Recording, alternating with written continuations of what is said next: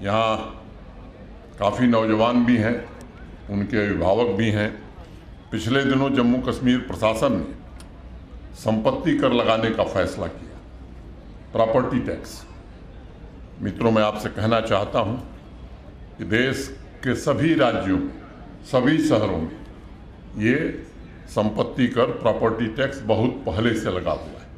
हम देश के आखिरी संघ राज्य क्षेत्र हैं जिसने अपने यहाँ भी प्रॉपर्टी टैक्स लगाया है, लेकिन लगाने के पहले बहुत सोच विचार करके जनता पर बड़ा आर्थिक बोझ न पड़े, इसकी पूरी चिंता की गई है। और देश में सबसे न्यूनतम, सबसे कम दर जम्मू कश्मीर की है, ये मैं आपको बताना चाहता हूँ। मैं अगर आंकड़ों की बात करूँ तो पूरे जम्मू कश्मीर में शहरी क्षेत्रों में, चाहे वो जम्मू का म्यूनिसिपल कॉरपोरेशन हो, श्रीनगर का म्यूनिसिपल कॉरपोरेशन हो, या बाकी हमारे छोटे बड़े शहर हो, कुल मिलाकर के 5,20,000 घर हैं शहरी क्षेत्रों में।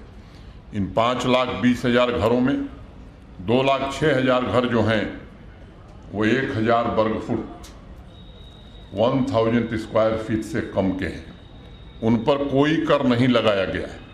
अगर प्रतिशत में, परसेंटेज में आप देखें तो शहर में रहने वाले 40% लोगों पर कोई कर नहीं है।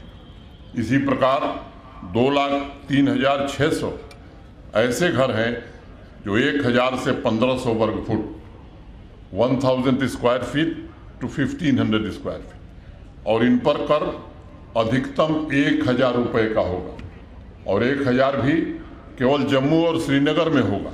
अगर बाकी शहरों में देखेंगे तो ये 2,03,600 लोगों में से 80% लोग ऐसे हैं जिन पर एक साल में महज 600 रुपये का टैक्स लगना है। अब 600 रुपये अगर महीने में 30 दिन में जोड़ें तो 20 रुपया रोज हुआ। और मैं मानता हूं कि अगर 1 कप चाय रोज कम कर दें तो शायद इससे ज़्यादा पैसा मिल जाएगा, इतना ही कर लगाया गया है। और दूसरा पक्ष उसका ये है कि मैं दिल्ली, चंडीगढ़, मुंबई से नहीं, आपके अड़ोस पड़ोस के शहरों से जब मैं तुलना करता हूँ तो चाहे वो शिमला हो, अम्बाला हो, देहरादून हो, इसका 1/10वां हिस्सा 1/10 जम्मू कश्मीर प्रशासन ने कर लगाया है। अगर मैं व्यावसायिक करों की बात करूं तो पूरे जम्मू कश्मीर के शहरों में कुल शॉपिंग कॉम्प्लेक्स, दुकान मिला लीजिए तो 1,01,000 ऐसे व्यावसायिक प्रतिष्ठान हैं। इसमें 46,000 व्यावसायिक प्रतिष्ठानों पर वर्ष भर में 600 रुपये से कम कर लगना है, और 30,000 व्यावसायिक प्रतिष्ठानों पर वर्ष भर में 2,000 से कम, वो भी जम्मू श्रीनगर वालों को 2,000 देना होगा, बाकी को और कम देना होगा। तो अगर इसमें भी देखें आप तो 76,000 लोग ऐसे हैं जिनको बहुत ही न्यूनतम देना है। ये भी चाहे वो शिमला से तुलना करें, अम्बाला से तुलना करें या देहरादून से, तो उसकी तुलना में 1/10वां हिस्सा है 1/10, माने सबसे न्यूनतम कर लगाया गया। लेकिन कुछ लोगों को आपत्ति है।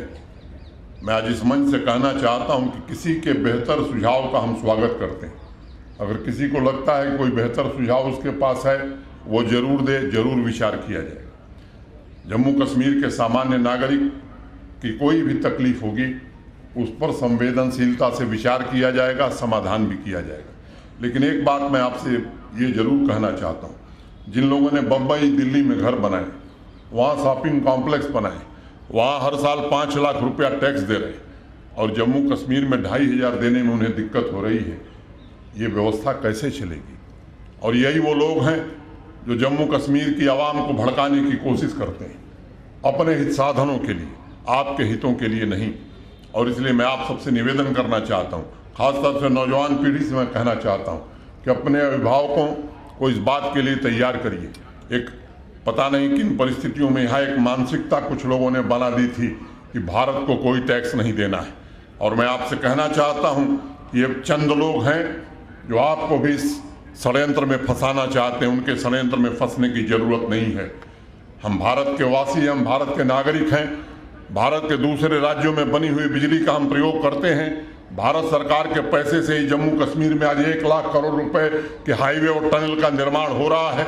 आने वाले 5 वर्षों में जम्मू कश्मीर की कृषि का योगदान जम्मू कश्मीर के जीडीपी में दोगुना हो जाए, इसके लिए भारत सरकार ने ही 5,000 करोड़ रुपए की धनराशि उपलब्ध कराई है। मित्रों, मैं आपसे कहना चाहता हूं, कुछ लोग अपने फायदे के लिए आवाम को गुमराह करते हैं, उनसे सावधान रहिए।